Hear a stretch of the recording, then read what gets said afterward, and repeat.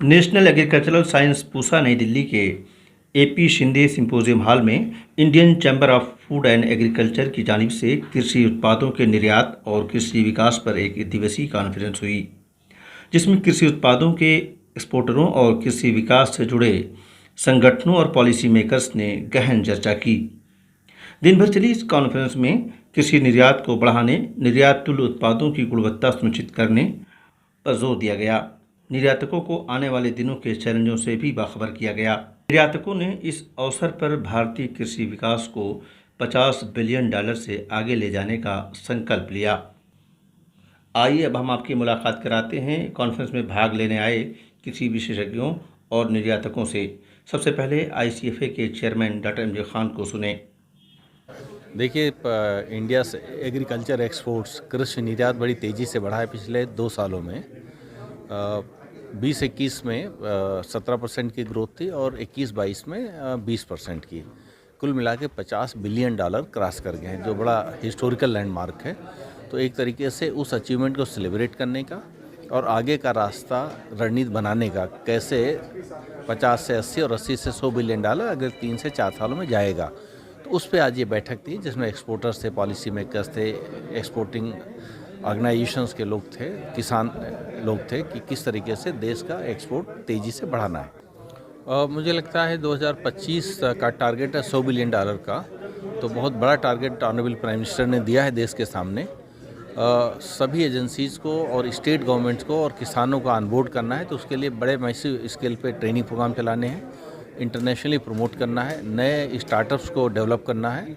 और जो सर्विसेज की कमी रही है, जिसकी वजह से एक्सपोर्ट कई बार दिक्कत में आती है, या लॉजिस्टिक जो है, स्टोरेज एंड ट्रांसपोर्टेशन सिस्टम, ये सब का सब स्पेक्ट्रम पूरा करना है। तमाम सारी ग्लोबल अपॉर्चुनिटीज़ को देखते हुए कैसे हम अपना एक्सपोर्ट में हिस्सा और तेज़ी से बढ़ा सकें, जिससे किसानों को बैकवर्ड लिंकेज से फ़ायदा हो।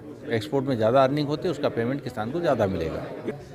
हमारे यहाँ की जो जलवायु है, आप देखेंगे उसमें ट्रॉपिकल, सब ट्रॉपिकल और टेम्परेट तीनों तरह की कंडीशन है, जिसमें सभी प्रकार के प्रोडक्ट का उत्पादन होता है।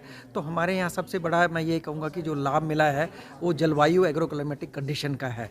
तो इस तरह के जो अलग अलग उत्पाद को अलग अलग राज्यों से पैदा होकर के आते हैं और अधिक गुणवत्ता वाले उत्पाद पैदा हों, तो उसके लिए प्रोत्साहित करने के लिए जो भारत सरकार की जो स्कीम है, जिसमें नेशनल एक्सपोर्ट पॉलिसी जो बनाई है, उस एक्सपोर्ट पॉलिसीज़ के तहत जो राज्य के अनुसार जो है कार्य रूप बनाया गया, उस योजना को जो है संचालित किया जाता है। और जैसे मैंने अभी क्लस्टर अप्रोच की जो हम लोग बात है, वो ज़रूर बताना चाहेंगे कि जो क्लस्टर में अलग अलग क्लस्टर आइडेंटिफाई किए गए हैं सभी एग्रो क्लाइमेटिक जोन में, उस क्लस्टर के बेस पर जो जितने भी प्रोडक्ट हैं, चाहे वो मसाले हैं, फल हैं, सब्जियां हैं, चाहे वो चावल है, गेहूं है, साथ में और भी जितने भी प्रोडक्ट हैं जिनका एक तरह से हम लोग जो एक्सपोर्ट करते हैं, उनको अलग अलग क्षेत्रों में गुड एग्रीकल्चर प्रैक्टिसेस को अपना करके उसको प्रोत्साहित किया जा रहा है। देखिए, कोई भी अगर एक्सपोर्ट, कुछ भी चीज़ अगर दुनिया में आप एक्सपोर्ट करना चाहते हैं, तो 3-4 बातों का ध्यान रखना ज़रूरी है। पहला तो आपको प्रोडक्ट समझना होगा कि आप किस प्रोडक्ट को एक्सपोर्ट करना चाह रहे हैं, क्योंकि हर क्रॉप के अंदर बहुत सारी वेराइटीज़ हैं, हर क्रॉप के बहुत सारे फीचर्स हैं। तो आपका बायर क्या चाहता है, जैसे आम है या संतरा है, किसी में एसिडिटी ज़्यादा है, किसी में कम है, किसी में फ़ाइबर ज़्यादा है, किसी में फ़ाइबर कम है, किसी में कोई और फ्लेवर का प्रोफाइल अलग है। तो सबसे पहले आपको प्रोडक्ट को समझना होगा। सारे आम एक से नहीं हैं, सारे संतरे एक से नहीं हैं, तो हमें प्रोडक्ट को समझना होगा, पहली बात। फिर हमें ये देखना होगा कि हम किस बाज़ार में बेचना चाह रहे हैं।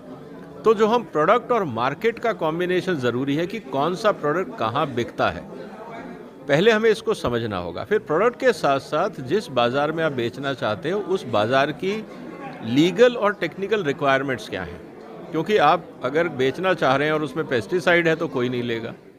हो सकता है कि आपको रिक्वायरमेंट है कि मेरे को 6 या 7 सेंटीमीटर का प्रोडक्ट चाहिए, लेकिन आपके पास 3 या 4 सेंटीमीटर डाया के प्रोडक्ट हैं, शायद ना बिके क्योंकि उसकी ज़रूरतें अलग हैं। तो बाज़ार को समझना होगा, प्रोडक्ट को समझना होगा। जब ये दोनों चीज़ें तैयार हैं, फिर उस बाज़ार तक पहुंचने के प्रोसेस को समझना होगा। और जब ये तीनों चीज़ें लाइन अप हो जाती हैं, तो आप एक्सपोर्ट कर सकते हैं या डोमेस्टिक मार्केट में भी बेच सकते हैं। तो महिलाओं का योगदान एमएसएमई सेक्टर में कैसे हम बढ़ा सकते हैं।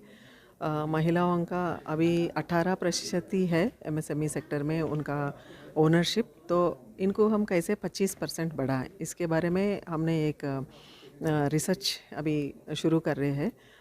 वो रिपोर्ट अभी मिनिस्ट्री के पास है, प्रपोज़ल वो सैंक्शन होने के बाद पूरा इंडिया में हम ले जाएंगे।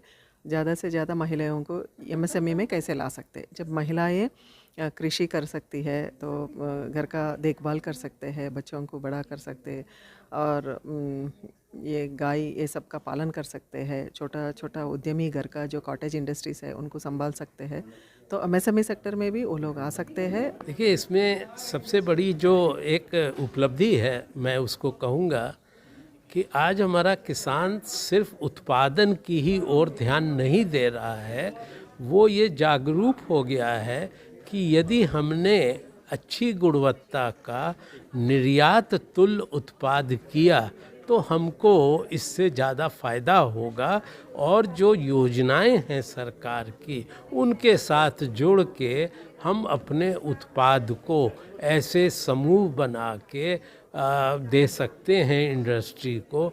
हमको मार्केटिंग के बारे में जानकारी दी जा रही है, तो एक किसान जो है वो उद्यमी बनने की ओर कदम उठाने का प्रयास कर रहा है, जिसको कह लें कि एग्री एंटरप्रेन्योर, वो बनने की उसकी वो है। और उसमें युवा लोग जो हैं, कई सारे स्टार्टअप हैं जो कि युवतियां चला रही हैं, तो ये एक आशा की किरण है जो भारत के कृषि उत्पाद विदेशों में भी भारत के नाम से जाने जाएंगे।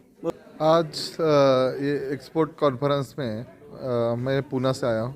श्लोकाज एग्रो प्राइवेट लिमिटेड करके मेरा कंपनी है पूना में, और हम फार्मिंग को बिजनेस मॉडल बनाने का काम कर रहे हैं। तो उसमें नए नए सेक्टर्स हम क्या इंट्रोड्यूस कर सकते हैं फार्मर्स के लिए, उसके ऊपर सोचते हैं, उसका स्टडी करते हैं।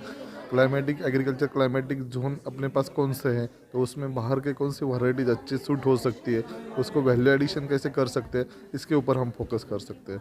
और आज के कॉन्फ्रेंस में मैं फार्मर्स के यही कहूँगा कि आप नए वैरायटीज़ में ट्राई करो, नए कंसेप्ट लेके आओ, नए वैल्यू एडिशन करो। फॉर एग्जांपल एवोकाडो प्लांटेशन, इसी बहुत अच्छा कंसेप्ट है, ट्रॉपिकल फ्रूट है और ये बहुत अच्छा इंडिया में ग्रो हो सकता है। फिग है अपने पास, फिग में बहुत अच्छा क्लाइमेट है इंडिया में, लेकिन फिग के ड्राइंग होने वाली वैरायटी नहीं है, तो वो वैरायटी के ऊपर फोकस होना चाहिए। तो ऐसे नए वैरायटी में फार्मर ने फोकस करके एक्सपोर्ट को प्रमोशन करना चाहिए। ब्यूरो रिपोर्ट, नई दिल्ली।